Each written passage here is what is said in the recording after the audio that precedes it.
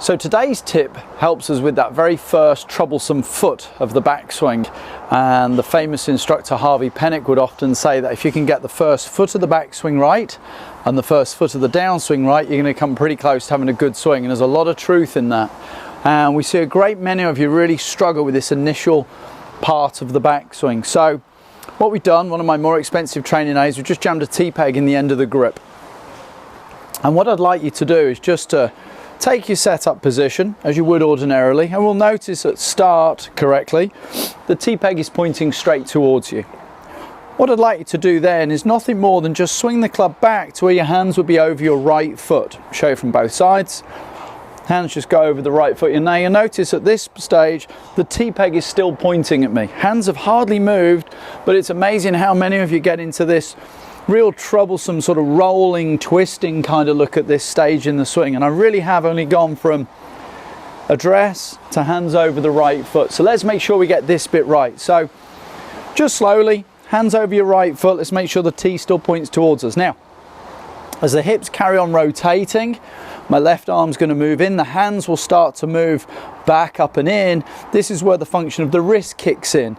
And as we slowly start moving back, start to now get an idea that if you're using the wrist correctly, the T-peg will almost have a feeling of pointing somewhere towards the big toe of your left foot.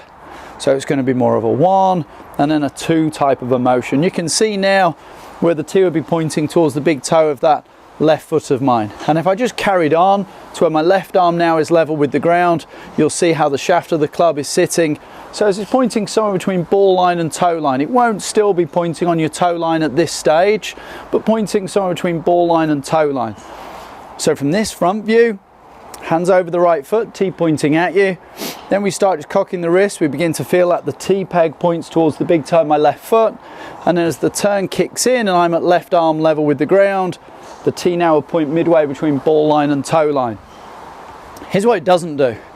We don't want that T sort of pointing at the wall behind me and then the wall to the side, and we've got this horrible adjustment to make on the way down.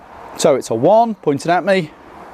2, when I start engaging the wrist, I start to feel the T points at the big toe of my left foot, and as the turn carries on, you can see the club just gently lays down a little.